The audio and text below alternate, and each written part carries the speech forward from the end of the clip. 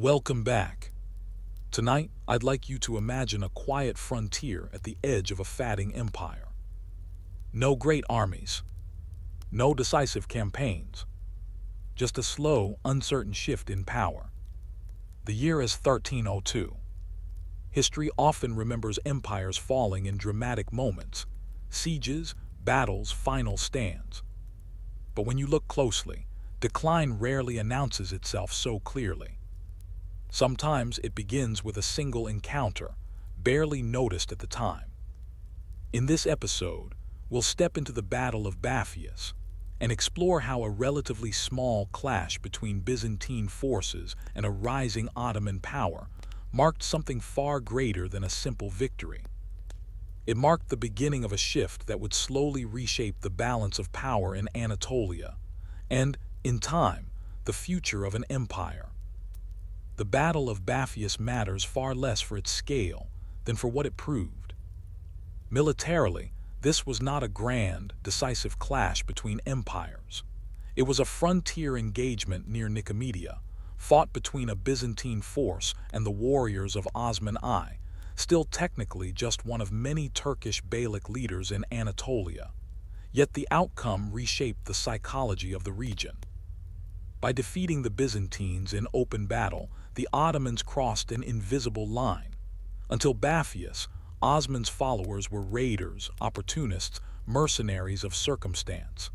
After Bapheus, they were something else, a power capable of standing against imperial troops and winning. That perception mattered more than territory gained. For the Byzantines, the loss exposed a deeper problem.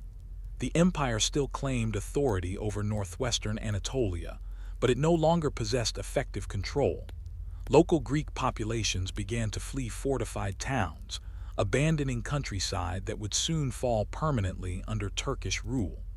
Bapheus accelerated a slow demographic and political collapse already underway. For the Ottomans, the victory had a magnetic effect. Ghazi warriors, adventurers, and displaced Turks from elsewhere in Anatolia were drawn to Osman's banner. Success bred legitimacy. Legitimacy bred manpower. This feedback loop would become a defining feature of early Ottoman expansion. What makes Bapheus especially important is its timing. The Byzantines were distracted by internal strife and Western concerns, while Anatolia was fragmented and fluid. The Ottomans didn't win because they were stronger in absolute terms, but because they were better positioned to exploit weakness. They adapted faster, mobilized loyalty more effectively, and fought with a sense of forward momentum the Byzantines no longer possessed. In hindsight, Bapheus reads like a quiet announcement. No city fell that day. No emperor surrendered. But the balance of confidence shifted. The Ottomans began to believe they were meant to endure, and the Byzantines began to realize that Anatolia was slipping beyond recovery. At the dawn of the 14th century, the eastern frontier of the Byzantine Empire no longer resembled a boundary between order and chaos. On maps, the empire still claimed northwestern Anatolia, a familiar extension of Roman authority stretching back centuries. On the ground, however, the idea of Byzantine control had grown faint, almost ceremonial. Authority survived in ink and memory, not in force. This was not a sudden collapse, it was a long fatting. The towns of Bithynia still flew imperial banners. Imperial officials still collected taxes where they could. Bishops still preached beneath domes built in earlier, more confident centuries. Yet beyond the walls of these fortified places, the countryside told a different story. Roads were unsafe. Villages stood half abandoned. Fields once cultivated for imperial markets were increasingly left fallow or claimed by others. Byzantine power had contracted inward, clinging to stone and mortar. For centuries, the empire had relied on a balance between city and countryside. Cities governed, countrysides fed. When one weakened, the other followed. By 1300, that balance had fractured. Imperial armies could no longer patrol wide rural spaces. Instead, they moved cautiously between strongpoints, reacting rather than commanding. This frontier was not collapsing under a single blow. It was being hollowed out. The causes were many and layered. The catastrophic defeat at Manzikert more than 2 centuries earlier had broken Byzantine dominance in Anatolia, but it did not destroy the empire's presence. Recovery followed. Reforms followed. Yet the empire that emerged was no longer expansive, it was defensive. Each generation fought not to grow, but to hold. And holding is exhausting. Successive civil wars drained manpower and trust. Tax burdens grew heavier even as protection weakened. Local elites learned to negotiate survival independently of Constantinople. Loyalty became conditional. Authority became negotiable. By the late 13th century, Byzantine emperors ruled an empire that still existed, but no longer imposed itself naturally upon space. This mattered profoundly along the frontier. Anatolia had become a zone of motion.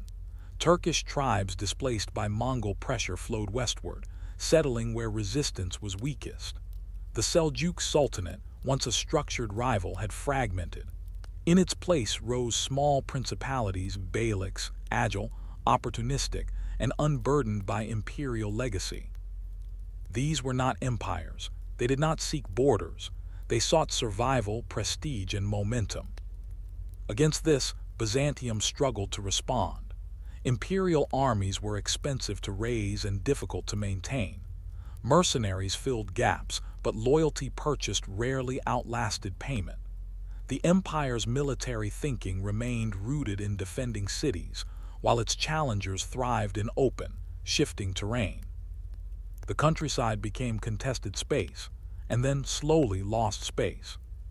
Peasants sensed the change before chroniclers did. When protection failed, families withdrew. Some retreated behind city walls. Others fled entirely, migrating westward across the Bosporus or toward safer regions. Abandoned land became ungoverned land, and ungoverned land invited new claimants. Control does not disappear in battles alone. It disappears when people stop believing it will protect them. Byzantium still believed in itself. Its emperors still saw Anatolia as a recoverable inheritance, but belief was no longer shared evenly across the empire. On the frontier, imperial authority felt distant, reactive rather than present. This distance created opportunity. Along the edges of Byzantine territory, new leaders emerged, not kings, not sultans, but frontier men. They commanded loyalty not through lineage or law, but through success. They promised protection, spoils, and purpose. Where the empire hesitated, they advanced. One such frontier lay near the city of Nicomedia, a strategic point guarding approaches to Constantinople itself. The region was close enough to the imperial heartland to matter deeply, yet distant enough to expose weakness. It was here, in this uneasy space between claim and control, that a minor confrontation would take place in 1302. At the time, it seemed one skirmish among many, a routine attempt by the empire to reassert authority, a typical clash along a troubled border. But the frontier has its own logic. In borderlands, perception matters as much as outcome. A victory signals momentum. A defeat confirms fear. The countryside watches closely, not for speeches, but for proof. By 1302, the Byzantine frontier was waiting for an answer to a question it had been asking quietly for years. Who truly holds power here? The Battle of Bapheus would not redraw maps overnight. It would not topple emperors or crown new kings. Yet it would answer that question with unsettling clarity. Not with noise, but with certainty. By the year 1300, the Byzantine Empire still called itself Roman. Its emperors ruled from Constantinople, the most fortified and symbolically charged city in the Christian world. Ceremonies continued. Titles endured. Diplomatic letters were written in the language of continuity. Yet beneath this surface of tradition, the empire had changed in ways that were difficult to reverse. This was an empire living after greatness. The Byzantines of the 14th century were not ignorant of their decline. They remembered expansion. They remembered dominance in Anatolia, the Balkans, and the Eastern Mediterranean. Imperial ideology rested on memory as much as reality. The emperor was still believed to rule by divine sanction, guardian of order in a fractured world. But memory could not replace manpower. For generations, Byzantium had been caught in a cycle of recovery followed by relapse. Territorial gains were made, then lost. Reforms stabilized the state, then civil wars unraveled them. Each recovery required more effort than the last. Each crisis struck deeper. The late 13th century was particularly unforgiving. The reconquest of Constantinople from Latin rule in 1261 restored the empire's capital, but it did not restore its strength.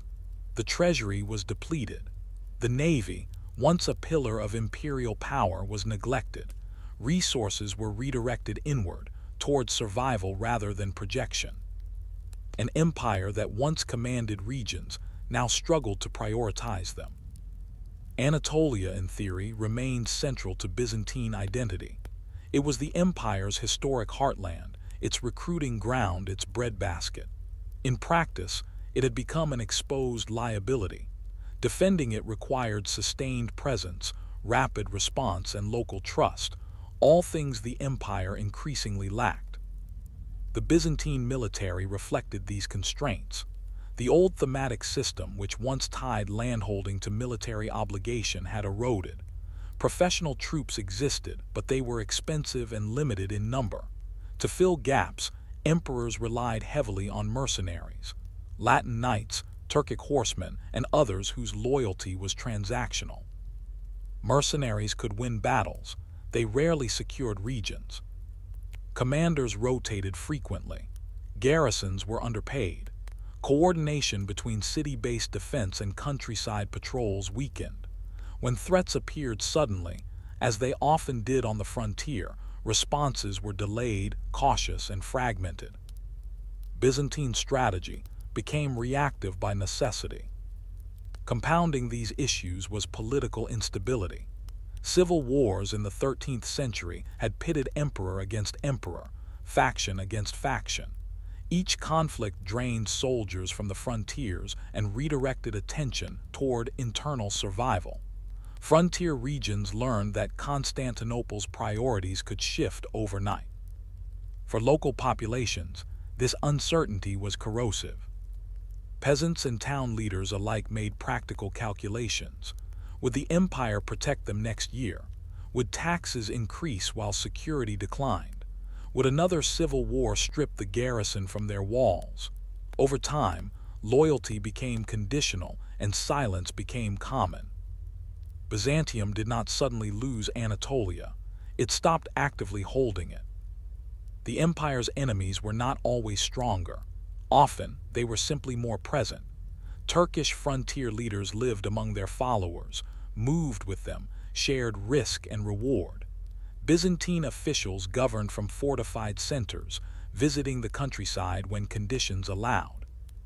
Distance, physical and psychological, widened. Even so, the empire did not consider Anatolia lost. Imperial policy in the early 1300s still aimed to reassert authority, especially near strategic cities like Nicomedia and Nicaea. These were not marginal towns. They were linchpins guarding approaches to the Bosporus and Constantinople itself. If Anatolia fell completely, the capital would stand exposed. This fear drove action, but action without capacity carries its own dangers. When Byzantine forces moved against frontier leaders, they did so under pressure, pressured to demonstrate relevance, to reassure populations, to show that the empire still commanded obedience. Such demonstrations mattered symbolically. They also raised stakes. A victory could restore confidence. A defeat could accelerate collapse. In this context, the decision to confront the forces gathering under Osman I was not reckless. It was, from Constantinople's perspective, necessary. Osman was not yet an existential threat. He commanded no empire, minted no coin, claimed no imperial title. He was, in theory, manageable. But theory lagged behind reality. What the empire underestimated was how fragile its authority had become, and how decisive perception could be along the frontier. Byzantine power no longer rested on inevitability. It rested on performance. Each engagement now carried symbolic weight far beyond its tactical importance. By 1302, the empire stood at a dangerous intersection, too weak to dominate decisively, yet too proud to withdraw, too stretched to govern fully, yet unwilling to concede territory without resistance. This tension defined the Byzantine response at Bapheus. The empire marched not as a conqueror reclaiming lost land, but as a guardian trying to remind the frontier that it still mattered. That reminder would soon be tested, not by the size of the army sent, but by the result it achieved. And along the quiet edge of empire, people were watching closely. When Byzantine authority thinned along the Anatolian frontier, it did not leave behind emptiness. It left behind space, political, social, and military space, and others moved quickly to fill it. By the late 13th century, Anatolia was no longer shaped by a single rival power. The age of large, centralized Muslim states confronting Byzantium had passed. The Seljuk order that once dominated the region had fractured beyond repair. In its place emerged a mosaic of small principalities known as beyliks, flexible, aggressive, and unburdened by imperial legacy. This fragmentation did not weaken Anatolia, it transformed it. The collapse of the Seljuk Sultanate of Rum had been gradual. Mongol pressure from the east shattered Seljuk authority, turning sultans into vassals and provinces into semi-independent zones. Governors became warlords. Frontier commanders became founders. Allegiance shifted from institutions to individuals. What replaced the Seljuks was not chaos, but competition. Each beylik operated under similar constraints: limited resources, constant pressure, uncertain legitimacy. None could afford stagnation. Survival required motion, raids, alliances, marriages, defections. Borders were not fixed lines but zones of influence that expanded or contracted with success. Power became personal. These beyliks did not rule from capitals in the imperial sense. Their centers were mobile camps, fortified villages, and small towns. Leadership depended on the ability to distribute spoils, protect followers, and demonstrate divine favor through victory. Failure was punished quickly. Success attracted loyalty. This was a world that rewarded adaptability. The frontier produced a distinct type of warrior leader. He was not bound to inherited territory or ancient law. His authority rested on charisma, reputation, and momentum. His followers expected action, not administration. They followed him because he moved forward and abandoned him when he did not. In this environment, ideology mattered, but not in rigid form. The concept of ghazi, or struggle against non-Muslim lands, provided a powerful narrative. It framed expansion as righteous and rewarded, yet it was also elastic. Ghazi bands welcomed Muslims and non-Muslims alike, converts and opportunists, so long as they fought and shared risk. Faith and pragmatism coexisted easily. The beyliks operated along the fault lines of empire. Byzantine territories offered pasture, plunder, and prestige. Raids were seasonal and targeted. Villages were pressured, not always destroyed. The goal was often submission rather than annihilation, to extract resources and demonstrate dominance. Over time, repeated raids had cumulative effects. Populations fled, agricultural production declined, local defense weakened. Each successful incursion made the next easier. The frontier shifted without treaties or proclamations. What distinguished the beylik world from Byzantium was not simply military style, but tempo. Decisions were made quickly. Leaders lived among their followers. Intelligence flowed informally through kinship, trade, and shared terrain. Opportunities were seized as they appeared. Imperial responses, by contrast, required deliberation, approval, funding, and coordination across distance. This imbalance did not guarantee victory for the beyliks, but it tilted the field. Importantly, the beyliks were not unified. They competed with one another as fiercely as they pressured Byzantium. Alliances shifted, conflicts flared. Some beyliks collapsed as quickly as they formed. Most were short-lived. Longevity required more than violence. To endure, a beylik needed a leader who could balance aggression with cohesion, who could turn temporary bands into something more stable without losing momentum. This was rare.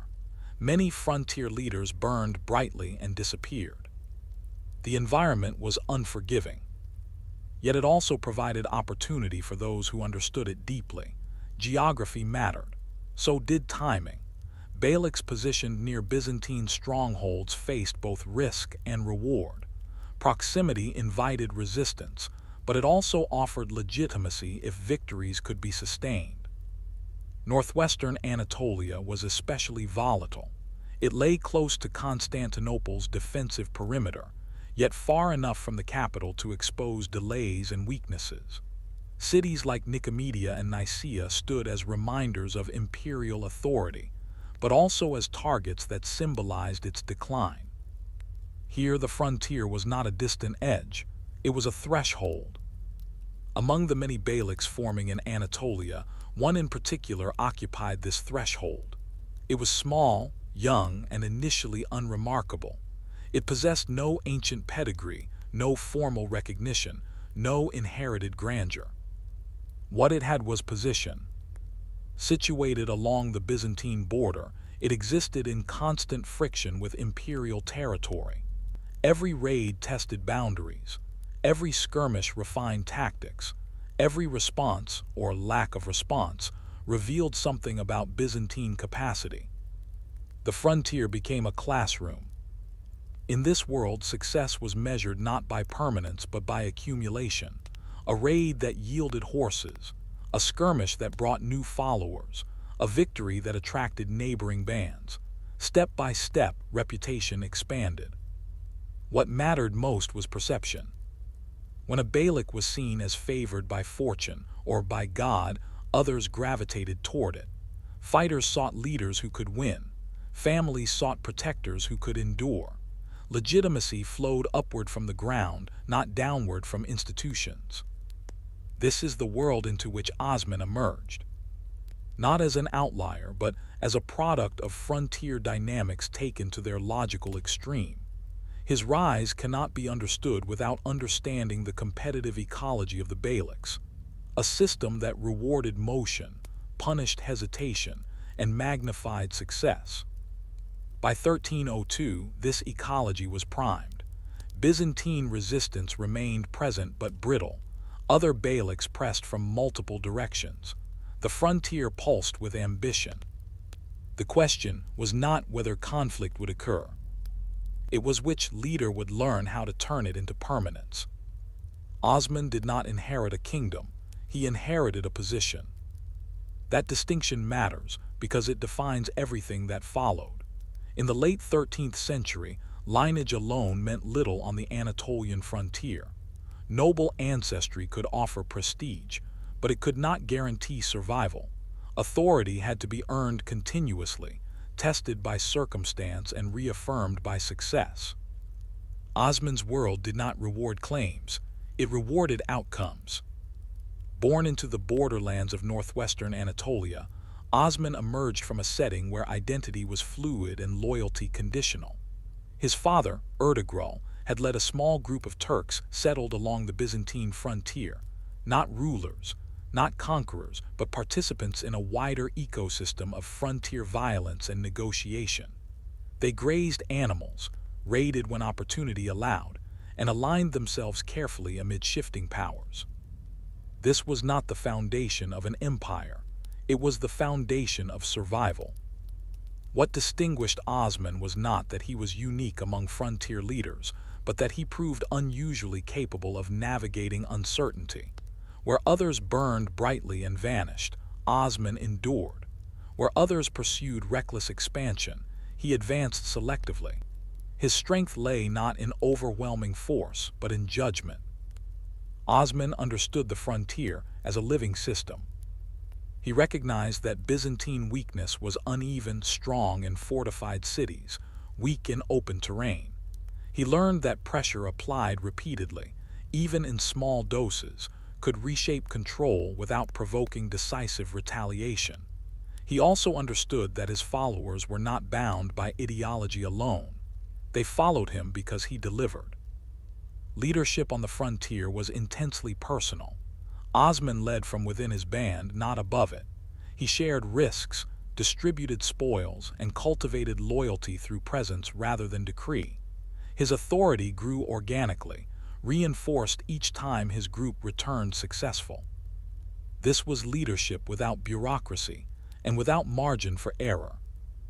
Osman's rise coincided with a moment of extraordinary opportunity. The Seljuk framework had collapsed. Mongol overlords were distant and inconsistent. Byzantine defenses were contracting. Competing beyliks vied for advantage, often weakening one another in the process.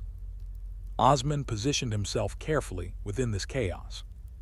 He did not immediately seek confrontation with major powers. Instead, he focused on steady expansion into lightly defended areas, testing responses and learning limits. Each encounter refined his understanding of Byzantine behavior. Each success increased his credibility. Over time, his following grew. What attracted warriors to Osman was not ideology alone, though religious framing played a role. More important was reliability. Osman was seen as a leader who could sustain momentum, who did not waste lives needlessly, but who did not retreat without reason. In a volatile environment, predictability became a form of strength. Osman also benefited from geography. His territory lay close to major Byzantine centers like Nicomedia and Nicaea, close enough to matter, but far enough to avoid constant imperial oversight. This proximity elevated the symbolic value of his actions. Each successful raid carried more weight than similar actions deeper inland. Position amplified perception. Unlike many frontier leaders, Osman did not define his authority narrowly. He welcomed diverse followers, Turks from other regions, displaced warriors, converts, opportunists. Loyalty was based on participation, not origin. This inclusivity increased manpower and reduced fragmentation within his ranks. Unity, however loose, proved decisive. Osman's leadership also displayed restraint, a rare quality on the frontier. He avoided battles that offered little gain. He preserved strength for moments that mattered. When conflict came, it was often because circumstances aligned, not because ambition demanded it. This patience allowed his beylik to mature. Crucially, Osman did not immediately claim grand titles. He ruled as a frontier leader, not a sultan or king. This humility was strategic. It avoided provoking stronger neighbors and allowed his authority to grow without attracting premature opposition. Legitimacy followed success, not proclamation. By the turn of the century, Osman had become something more than a local chieftain. His name carried weight along the frontier. His victories were known. His restraint was noted. His band was no longer temporary. Yet from Constantinople's perspective, Osman still appeared manageable. He commanded no city of major importance. He minted no coin. He issued no formal challenges to imperial authority. He was, in bureaucratic terms, a problem that could be solved. This misreading was costly. What Constantinople did not fully grasp was that Osman had already passed a critical threshold. He had learned how to convert frontier violence into continuity. His authority no longer depended solely on individual raids. It was sustained by reputation, population movement, and the slow transformation of space. The countryside began to recognize him as a permanent presence. Villages adjusted, trade routes shifted. Byzantine officials encountered resistance not just from fighters, but from the environment itself. Land that had once fed imperial garrisons now supported Osman's followers. Control had begun to change hands without treaties or sieges. By 1302, Osman was ready not necessarily for empire, but for recognition. Recognition does not always come as celebration. Often, it arrives as confrontation. When the Byzantines decided to confront him near Bapheus, they believed they were containing a rising threat. In reality, they were validating it. Osman did not seek the battle to prove destiny. He fought because the moment demanded response. His strength lay in understanding when resistance would bring reward rather than risk. The Battle of Bapheus would not make Osman a ruler overnight, but it would confirm something already taking shape along the frontier, that he was no longer merely surviving history. He was beginning to shape it. On the Anatolian frontier, belief was not abstract. It moved with people, justified action, and gave meaning to risk.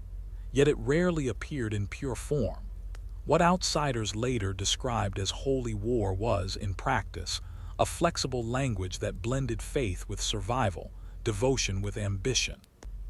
This language was ghazi. The ghazi ideal framed frontier violence as righteous struggle against non-Muslim lands. It promised spiritual reward, social honor, and communal purpose. For men living at the edge of political order, this promise mattered. It transformed raids into missions and loss into sacrifice. But it also did something more practical. It created cohesion among strangers. The frontier needed glue. Bands formed quickly and dissolved just as fast.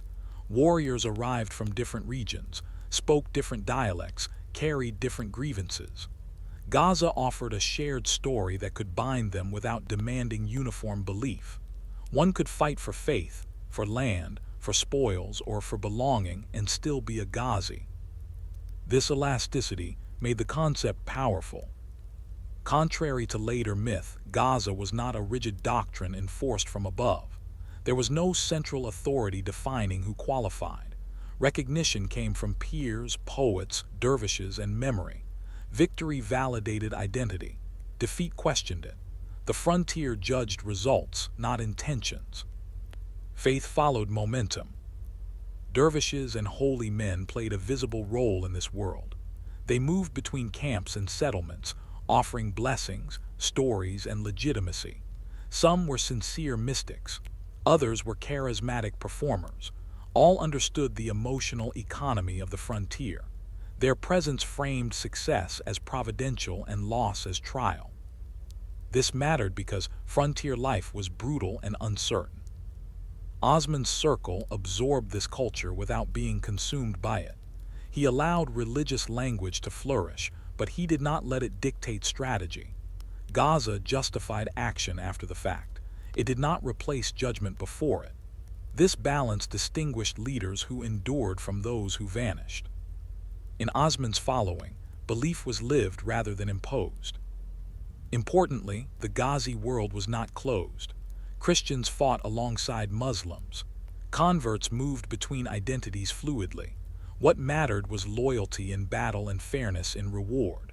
Frontier Islam was porous, shaped by proximity rather than doctrine. This openness expanded manpower and reduced friction. Byzantine sources often misunderstood this environment. They interpreted raids as purely religious aggression and responded with measures suited to ideological enemies, fortifying cities, issuing proclamations, sending punitive expeditions. These responses addressed symptoms, not causes. The cause was opportunity. The Byzantine countryside offered grazing land, crops, captives, and prestige. Each successful incursion confirmed that the empire's reach was shrinking. Each retreat reinforced the sense that the frontier favored the bold. Over time, Gaza became less about expansion into Christian lands and more about expansion into unguarded lands. The distinction mattered. Warriors sought paths of least resistance. Where Byzantium withdrew, Gaza followed. Where it stood firm, pressure eased or shifted elsewhere. This adaptability kept losses low and gains steady. Osman's leadership fit this logic perfectly. He did not proclaim universal struggle. He applied pressure where conditions favored success. He rewarded followers promptly and visibly. He tolerated diversity so long as cohesion held. Belief amplified his victories. It did not substitute for them. As his reputation grew, so did the religious aura surrounding him. Poets and storytellers framed his actions within sacred narratives. Dreams and omens circulated. These stories mattered less for their truth than for their effect. They elevated a frontier leader into a figure of destiny without forcing him to act like one. Myth followed action, not the reverse. For Byzantines living along the frontier, the ghazi world was unsettling precisely because it was not monolithic. There was no single enemy to confront, no treaty to sign, no leader to depose that would end pressure. The threat moved, adapted, and returned. Fear became ambient. Villages learned that resistance invited reprisal, while accommodation offered temporary safety. Some paid tribute, others relocated. Each choice weakened imperial authority a little more. The frontier changed not through conquest alone, but through accumulation of small decisions made under pressure. By 1302, Gaza had become less a rallying cry than a social system, one that rewarded leaders who could channel it effectively. Osman had learned to do exactly that. He neither radicalized nor restrained it excessively. He let it breathe. When the Byzantines chose to confront him near Bapheus, they were not facing a fanatic horde. They were facing a community shaped by shared risk, justified by shared language, and confident in recent success. Confidence is contagious. The battle to come would not be decided by faith alone, but faith would frame its meaning afterward. Victory would be read as favor, defeat as warning. In a frontier world, interpretation mattered as much as outcome.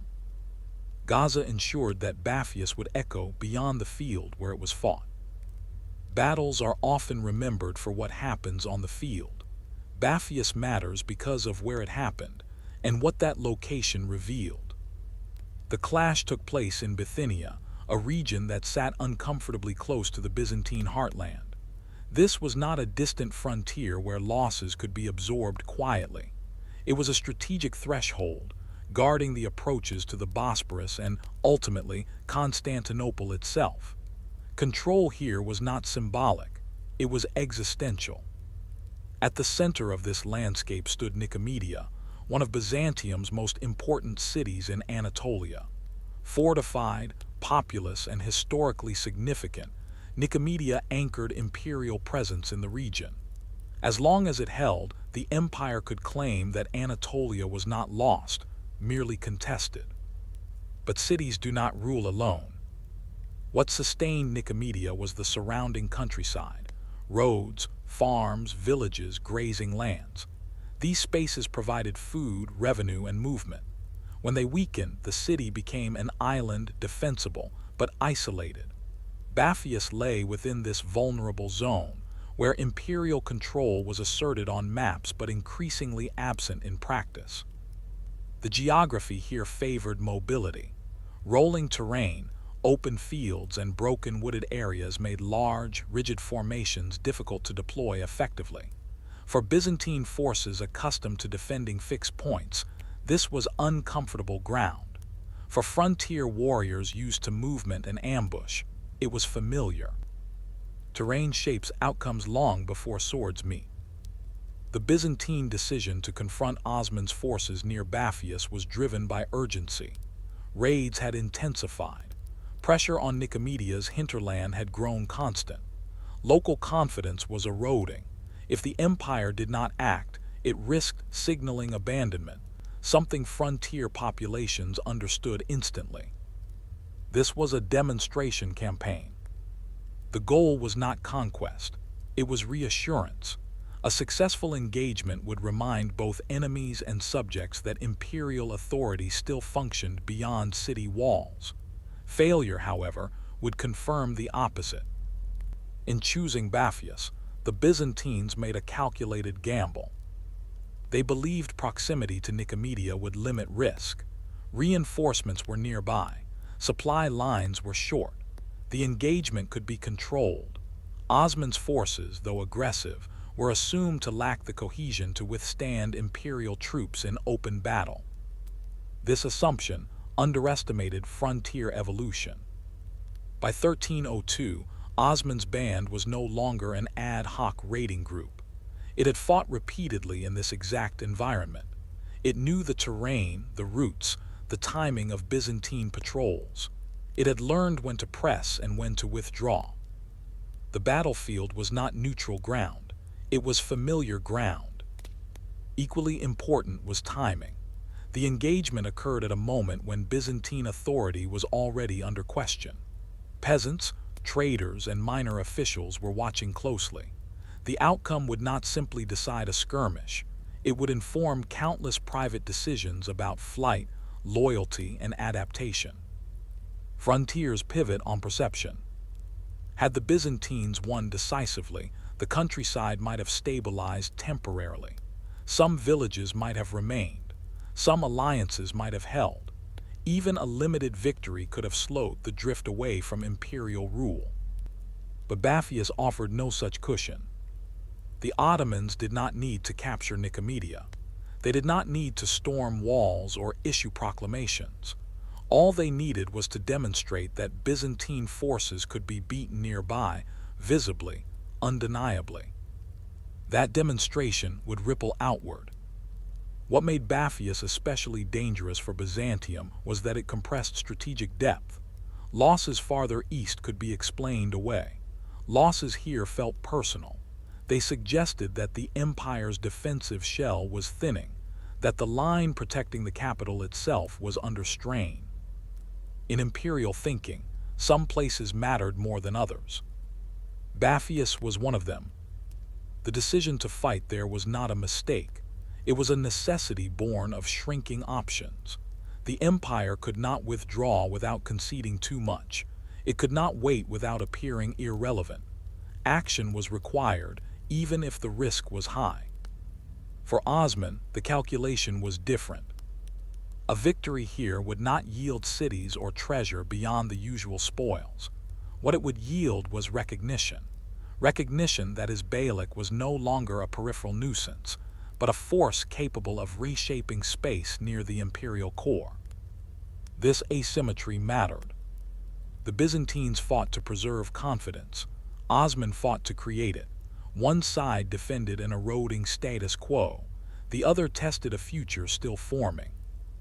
When the two forces met near Bapheus, the field already carried weight. It was heavy with expectation, fear, and possibility. Whatever happened, there would not remain there. It would travel through rumor, through flight, through silence. And once it did, the frontier would not look the same again. When word reached Constantinople that pressure near Nicomedia had intensified, the news did not arrive as a shock. Reports of raids, abandoned villages, and strained garrisons had been accumulating for years. What changed was proximity. The disturbance was no longer distant or containable. It was happening too close to a city that mattered. The empire could not ignore this moment. Byzantine decision-making at the turn of the 14th century was shaped less by confidence than by necessity. The imperial court understood its limitations.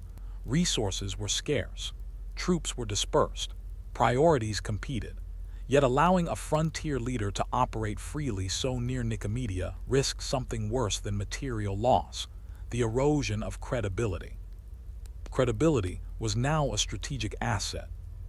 The response was therefore calibrated. This was not a grand campaign designed to annihilate an enemy.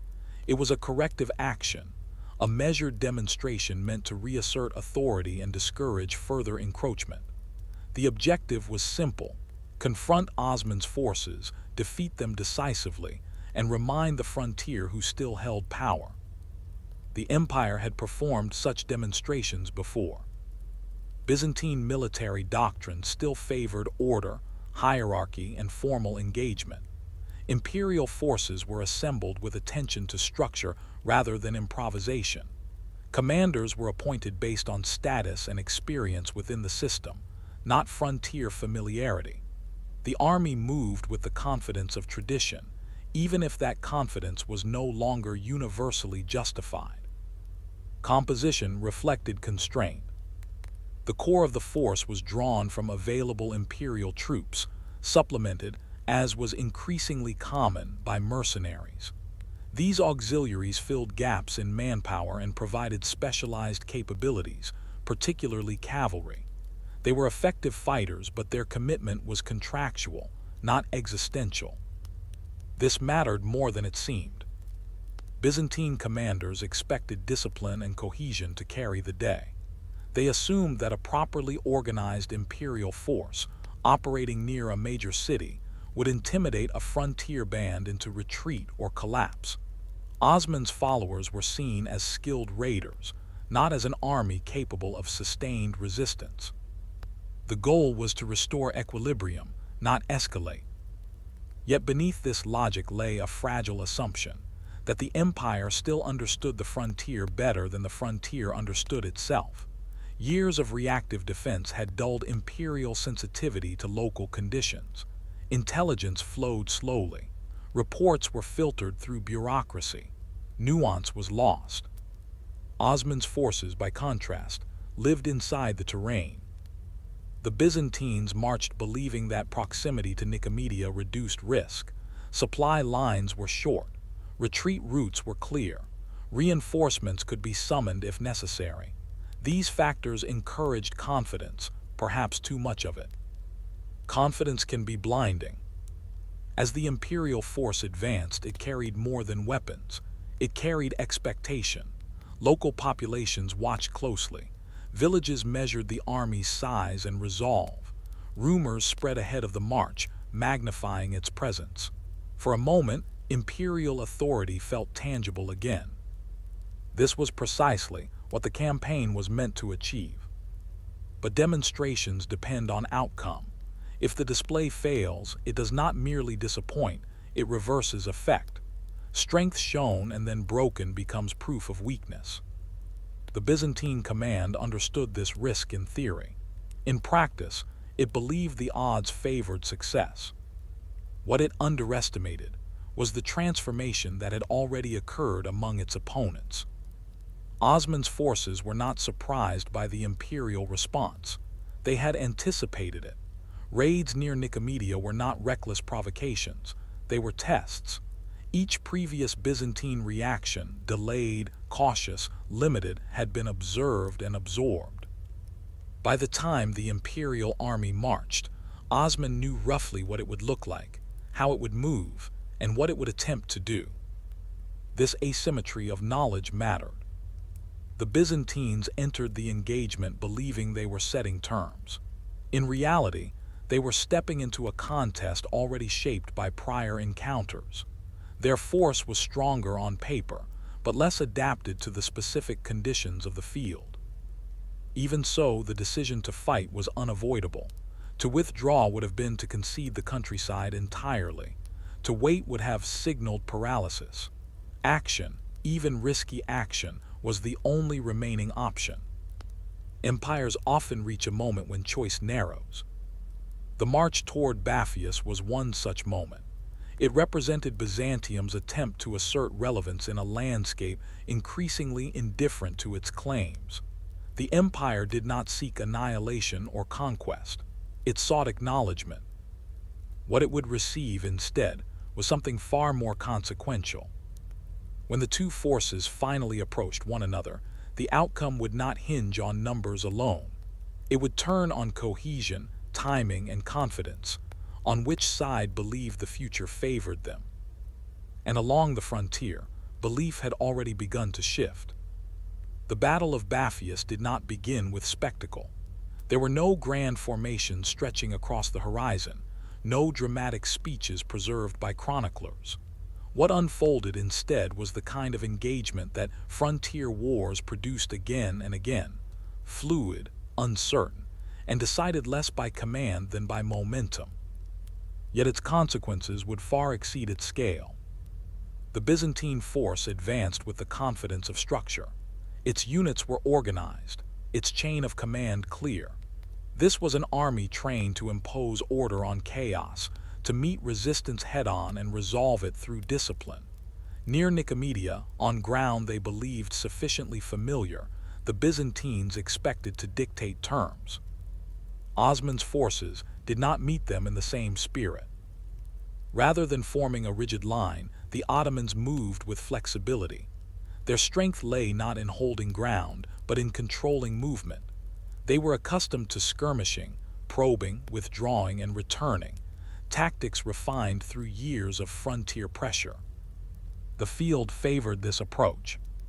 The terrain around Bapheus did not lend itself to perfect formations. Rolling ground, broken visibility, and uneven approaches disrupted cohesion. What the Byzantines viewed as manageable complexity was, for Osman's fighters, an extension of home terrain. Initial contact was likely tentative. Probes, exchanges, testing responses. These moments matter in battle because they reveal confidence or lack of it. The Ottomans pressed where resistance felt soft, retreated where it stiffened, and pressed again elsewhere. This rhythm unsettled the imperial troops. Byzantine discipline relied on predictability. Orders flowed downward. Units responded in coordination. But against a force that refused to commit fully, cohesion became harder to maintain. Small gaps opened. Adjustments were made. Momentum slowed. The Ottomans, by contrast, fed on disruption. As pressure mounted, the battle's character shifted. What began as a controlled advance became reactive. Byzantine units responded to movement rather than initiating it. Communication frayed. Mercenary contingents, less invested in outcome than in survival, became cautious. Caution is contagious. At some point, the exact moment lost to history, the balance tipped. Ottoman pressure found a fault line. A unit wavered. Another hesitated. What mattered was not collapse, but perception of collapse. Once doubt entered, it spread faster than orders could contain it.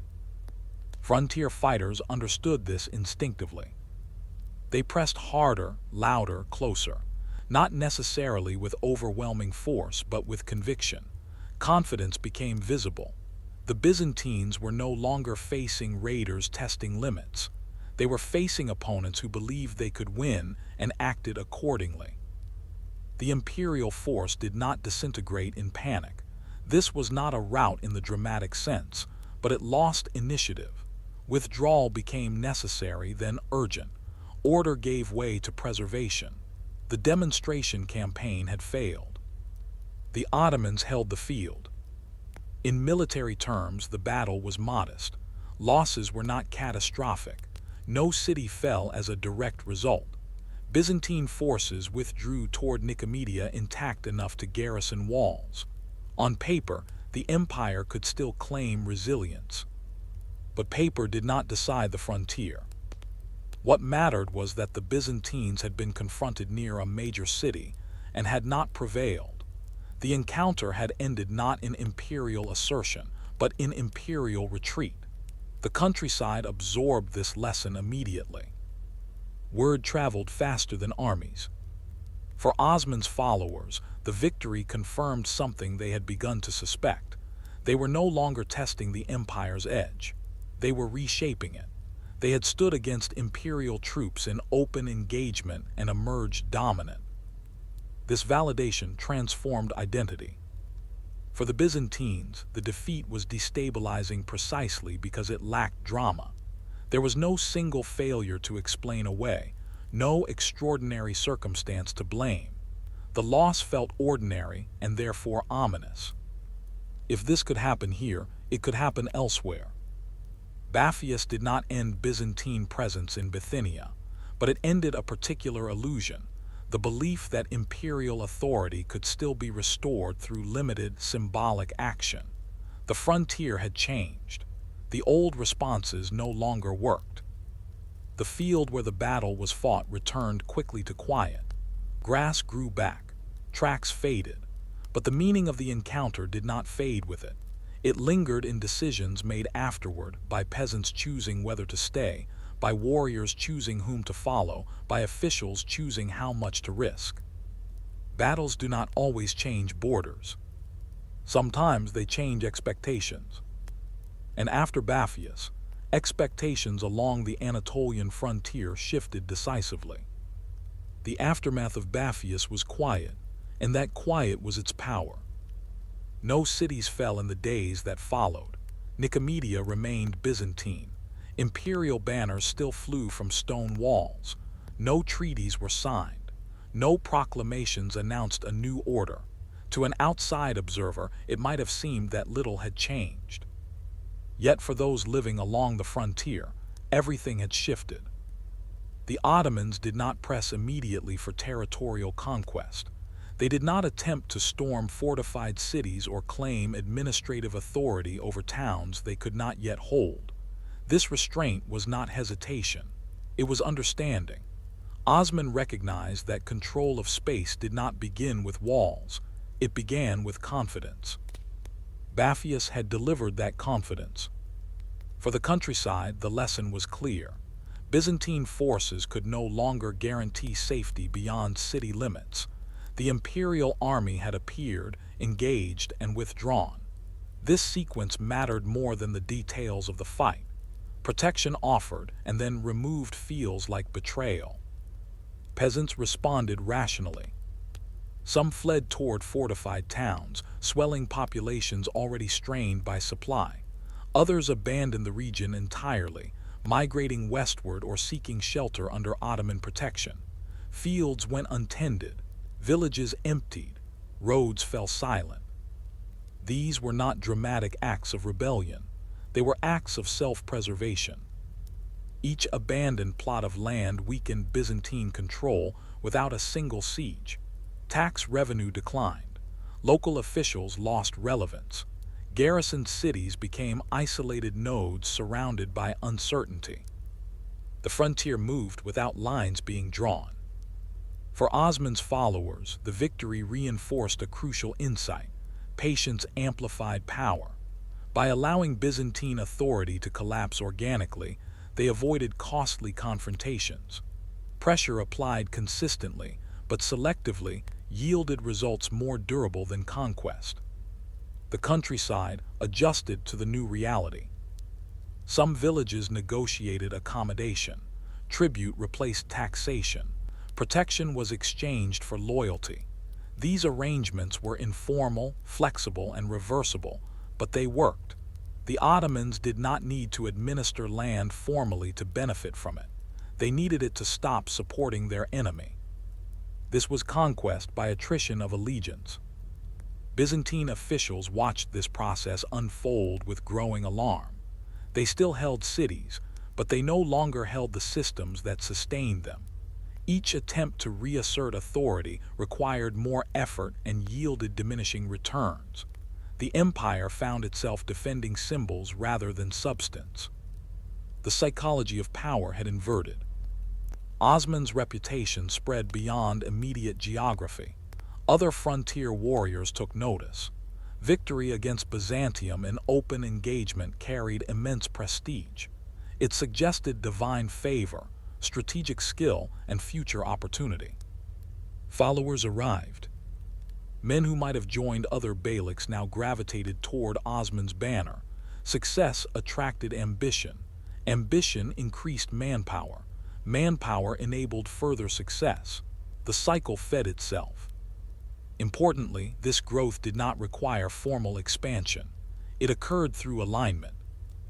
Osman's beylik began to look less like a temporary frontier band and more like a permanent political organism. It absorbed people, land, and loyalty without announcing borders. Its authority extended where its reputation reached. This form of growth was difficult for Byzantium to counter. Imperial systems were designed to respond to visible threats, armies, sieges, rebellions. Bapheus had produced something subtler, a shift in expectation. The frontier no longer believed restoration was likely. Belief once lost, is costly to reclaim. Byzantium could still mount campaigns, it could still garrison towns, but each action now felt reactive rather than decisive. Each effort appeared temporary. The empire was expending energy to maintain appearances, while its rivals invested in momentum. The Ottomans had learned that conquest did not begin with cities. It began with choices made quietly by ordinary people. This realization would define their expansion for decades to come. Bapheus thus stands as a victory without spectacle, without immediate territorial change, and without formal recognition. Yet it altered the strategic landscape more effectively than many larger battles. It taught the Ottomans that the empire could be defeated not just militarily, but psychologically. It taught the Byzantines that the frontier could no longer be stabilized through limited force. The field where the battle was fought faded into memory. Its consequences did not. They lived on in empty villages, crowded towns, and the steady migration of loyalty away from an empire that could no longer promise protection. And once that promise breaks, power follows those who can replace it. The most enduring consequence of Bapheus did not unfold on the battlefield. It unfolded in silence, in homes left behind, fields left unplanted, and roads taken in haste. Long after swords were sheathed, the countryside itself began to move. Flight was not dramatic. It was gradual, cautious, and deeply rational. For generations, rural life in northwestern Anatolia had depended on an implicit bargain. Peasants paid taxes, supplied labor, and accepted imperial authority in exchange for protection. That protection did not need to be perfect. It only needed to be reliable enough to justify staying. After Bapheus, reliability vanished. The battle confirmed what many had already suspected. Imperial forces could not guarantee safety beyond fortified towns. Villages closest to the frontier were the first to empty. Families assessed risk season by season. A single raid could destroy a year's harvest. Rebuilding required confidence that destruction would not recur. After Bapheus, that confidence evaporated. Leaving became the safer option. Some villagers sought refuge inside walled cities like Nicomedia. These cities swelled beyond their sustainable limits. Housing grew crowded. Food supplies strained. Prices rose. Disease followed density. Cities that once functioned as regional anchors became shelters of last resort. Others chose a different path. They moved westward, across the Bosporus, into European Byzantine territories that still felt more secure.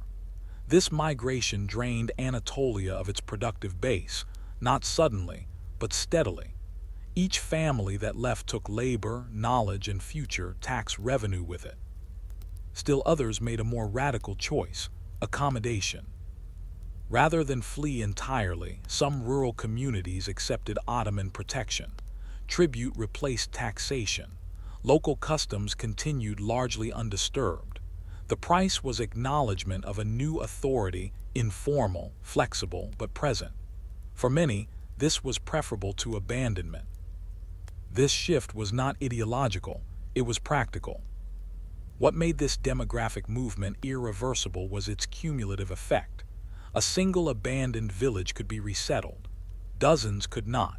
As networks collapsed, mills, markets, roads, even loyal populations found survival difficult. Byzantine authority depended on density. Without people, there were no taxes. Without taxes, there were no garrisons. Without garrisons, there was no authority. The process fed itself downward, each stage accelerating the next. Imperial attempts to reverse this trend struggled. Reoccupation required settlers willing to risk instability. Incentives could not overcome fear. Soldiers stationed in empty countryside had little to protect and much to lose. Time favored those who waited. For Osman's followers, this demographic shift was decisive. It expanded usable land without confrontation. Grazing grounds widened. Movement became easier. Surveillance decreased. Each empty stretch reduced Byzantine reach and increased Ottoman freedom of action. Expansion followed people, not proclamations. What emerged was a patchwork landscape. Fortified Byzantine cities stood amid regions that no longer supported them. Between these islands of imperial control lay spaces increasingly oriented toward Ottoman authority, economically, socially, and militarily. The frontier ceased to be a line, it became a gradient. Byzantine chroniclers struggled to describe this transformation because it defied traditional categories. There was no invasion to condemn, no treaty to lament. Loss occurred through absence. Control slipped away quietly. Silence became the empire's enemy. By the time imperial officials recognized the scale of demographic collapse, options were limited. Rebuilding required security. Security required resources.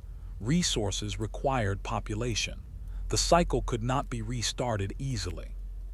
Meanwhile, Ottoman influence continued to grow, not through formal governance but through presence. Their leaders were nearby.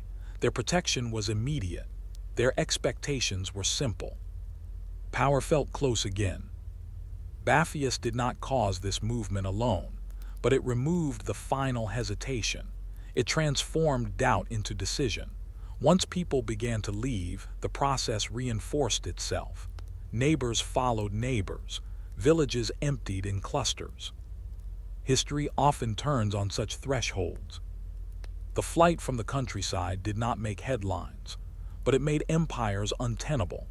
By hollowing out the spaces between cities, it ensured that future Byzantine resistance would be isolated, expensive, and temporary. Anatolia was not conquered in a moment. It was emptied, reshaped, and repopulated under new terms. On the frontier, victory did not merely end a fight, it announced a future. After Bapheus, Osman's following began to change in quality as well as size. Men arrived who were not simply raiders seeking plunder, but fighters looking for permanence. They came because success signaled safety, and safety, in a violent world, was rare. Power attracts movement. Frontier warriors were pragmatic. They followed leaders who could sustain momentum, not those who merely promised it. Bapheus marked Osman as someone who could deliver results against the most prestigious opponent available, the Byzantine Empire. That mattered more than lineage, titles, or proclamations. Reputation traveled faster than armies. Word of the victory moved along trade routes, through dervish networks, and across grazing lands. Stories grew in the telling, as they always do, but their core message remained intact. Osman had faced imperial troops near Nicomedia and held the field. For warriors weighing their options among competing beyliks, this was decisive information. Choices narrowed. Men who might have drifted between bands now settled.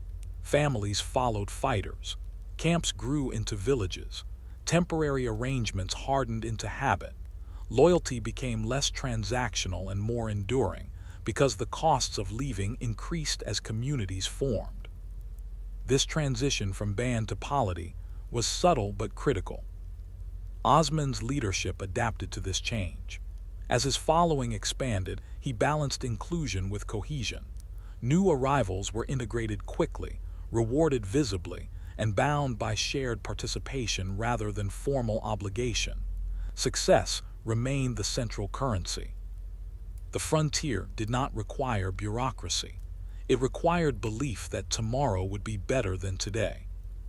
Other beyliks took notice, and not all responded the same way. Some sought alliance, recognizing that Osman's position near Byzantine territory offered opportunities they could not replicate. Others hesitated, wary of provoking a leader whose fortunes were clearly rising. Competition intensified. What distinguished Osman was not simply victory but consistency. Bapheus was not an isolated success. It fit into a pattern of pressure, patience, and restraint. He did not overreach. He consolidated. This discipline reassured followers that their investment in time, land, and loyalty would not be squandered. Legitimacy accumulated slowly, then suddenly. As Osman's circle grew, so did the symbolic weight surrounding him. Stories of divine favor, prophetic dreams, and righteous struggle multiplied. These narratives did not create power, but they reinforced it. They framed success as inevitable and alignment as wise. Myth followed structure. Crucially, this magnetism extended beyond warriors. Local populations recalibrated their expectations. Tribute flowed more predictably. Accommodation became normalized. Ottoman authority began to feel less provisional. This was not conquest by decree, it was conquest by gravity. Byzantine officials watched this consolidation with concern. They could still defeat individual raids. They could still negotiate with towns. But they could not easily disrupt a movement rooted in confidence and reinforced by success. Every attempt to challenge Osman now carried higher risk. The empire had helped create this dynamic. By engaging and failing to prevail at Bapheus, it had elevated a frontier leader into a regional reference point. Others measured themselves against him. Some joined him. Fewer opposed him directly. Momentum hardened into direction. By the early years of the 14th century, Osman's beylik had crossed a threshold. It was no longer merely surviving in the frontier environment. It was shaping that environment, setting terms, attracting people, and redefining what authority looked like beyond imperial walls. Bapheus had not made an empire, but it had made an outcome increasingly difficult to avoid. History often disguises its turning points. They rarely arrive with declarations or ceremonies. More often, they appear as moments that seem small at the time, understandable, containable, even forgettable. Only later do they reveal that something essential has shifted. The Battle of Bapheus was one of those moments. In military terms, it was not decisive. The Byzantine Empire did not collapse in 1302. Nicomedia remained in imperial hands. Constantinople still stood unchallenged. There was no sudden redrawing of maps. No chronicler could honestly claim that an empire had fallen on that field. And yet Anatolia was already lost. Bapheus did not destroy Byzantine power. It exposed its limits. It revealed that the empire could no longer reverse decline through controlled force or symbolic campaigns. The tools that had once stabilized frontiers now accelerated their unraveling. This was the battle's true significance. For Byzantium, Bapheus marked the end of recovery as a realistic option in Anatolia. After 1302, the empire could still defend cities, negotiate truces, and delay outcomes. But it could no longer restore the countryside that sustained imperial rule. Demographic collapse, psychological withdrawal, and strategic isolation had passed a threshold. The frontier no longer believed in return. For Osman and his followers, Bapheus did not announce destiny, it confirmed method. It showed that patience, selective pressure, and confidence could achieve what direct conquest could not. It validated a way of growing power that avoided overstretch and absorbed weakness rather than confronting it head-on. This lesson would shape Ottoman expansion for generations. What followed Bapheus was not immediate empire, but inevitability. Each year that passed made Byzantine recovery less likely and Ottoman consolidation more durable. The process did not require dramatic victories. It required time, and the Ottomans had learned how to use time as a weapon. Bapheus taught them that momentum mattered more than territory. It also taught them something deeper, that empires do not fall when they lose battles, but when people stop organizing their lives around them. After Bapheus, Anatolia quietly reorganized itself. Authority flowed toward those who could protect, reward, and endure. The Byzantines could still claim legitimacy. The Ottomans offered presence. That difference proved decisive. Looking back, it is tempting to frame Bapheus as the birth of the Ottoman Empire. That would be misleading. Empires are not born in a single day. They emerge through accumulation of followers, land, habits, and belief. What Bapheus represents is the moment that accumulation became irreversible. Before 1302, Osman was one frontier leader among many. After Bapheus, he became a reference point. Others measured themselves against him. Some joined him. Fewer challenged him. The balance of the frontier tilted. Byzantium never recovered Anatolia after this point. It survived, sometimes brilliantly, sometimes desperately, but always on the defensive. Its losses came not from one overwhelming blow, but from the steady erosion that Bapheus made visible. The battle did not announce the future loudly. It whispered it. And in that whisper lay the beginning of a transformation that would carry a small frontier beylik across continents, while an ancient empire watched its heartland slip away, not in flames, but in silence. If you'd like to keep exploring history's biggest questions, you're welcome to subscribe and continue this journey. And if there's a moment from the past you think deserves a deeper look, feel free to share it in the comments.